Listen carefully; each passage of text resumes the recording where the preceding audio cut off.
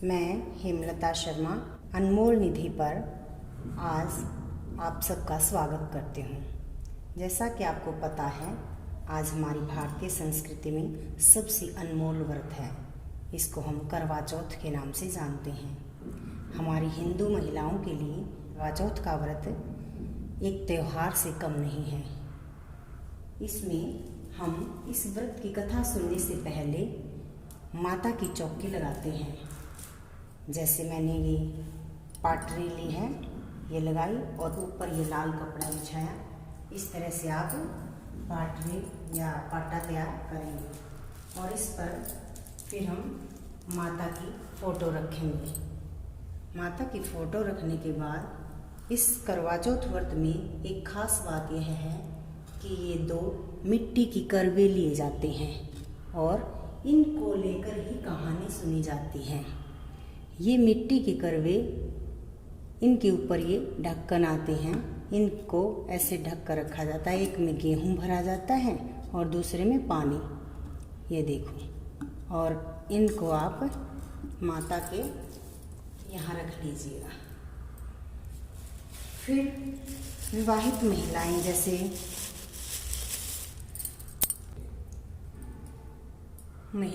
ये खांड का करवा भी रखती हैं, क्योंकि ये खांड का करवा और जो भी आप उपहार सासू माँ को भेंट करने वाले हैं, वो सारी चीज़ें आपको यहाँ रखनी है। इसके साथ एक कलश जो हम अलग से पानी का भरेंगे वो ये है, और ये करवा हम यहाँ ऐसे रखेंगे। और इसके बाद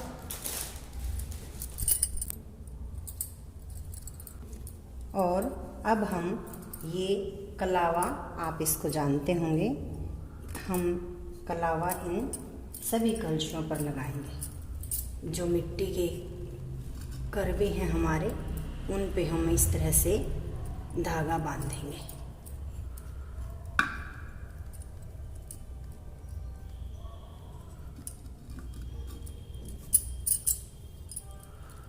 इस तरह से यह पूजा हमारी शुरू होती है और हम इस पूजा के लिए बहुत ही उत्सुक होते हैं, क्योंकि यह त्यौहार हमारे लिए हर त्योहारों से बड़ा है। क्योंकि हर स्त्री अपने पति की लंबी उम्र के लिए यह व्रत करती है और इसलिए वो कोई भी कमी नहीं रखना चाहती। मैं आपको बिल्कुल थोड़ी और सरल विधि बताती हूँ। जो चीज़ें हमारे पास हैं, उपलब्ध हैं, उसी से हम आसानी से इस व्रत को संपन्न कर सकते हैं। इस तरह से पूजा में ये छोटी छोटी चीज़ें इसको पवित्र बनाती हैं। जैसे ये मूली भी बोलते हैं, इसको कलावा भी बोलते हैं। तो हमने ये सभी कलशों पर बांध दिया है। अब हम रोली का प्रयोग करेंगे। रोली लेकर सबसे पहले माता को टीका करेंगे। उसके बाद इसमें आपको जैसे चित्र दिख रहे हैं, उन सभी चित्रों पर जैसे चंद्रदेव है, सूर्यदेव है और जो भी भक्तजन हैं, जैसे इन सब के ऊपर हम टीका करेंगे।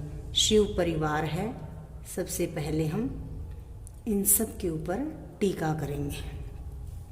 इसके बाद जो हमारे करवे हैं, उनके ऊपर भी हम टीका करेंगे। इस तरह से कलश के ऊपर भी आप शुभ चिन्ह में साथिया बना सकते हैं।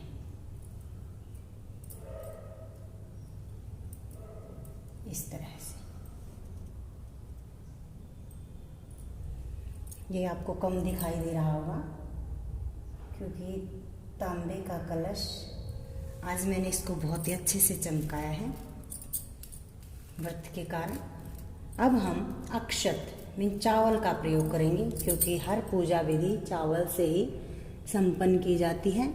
सबसे पहले माता के मस्तक पर चावल चढ़ाएंगे और फिर हम इन कलशों के ऊपर भी चावल के दाने लगाएंगे।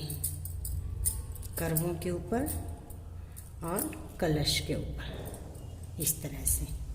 फिर हम जो भी सासू माँ को भार स्वरूप जो भी भेंट देंगे वो हम इन करवों के ऊपर ऐसे रख लेंगे। ये हमें जब सासू माँ कहानी सुनाएगी उसके बाद उनके पैर छूकर ये सब हमें उन्हें देना है।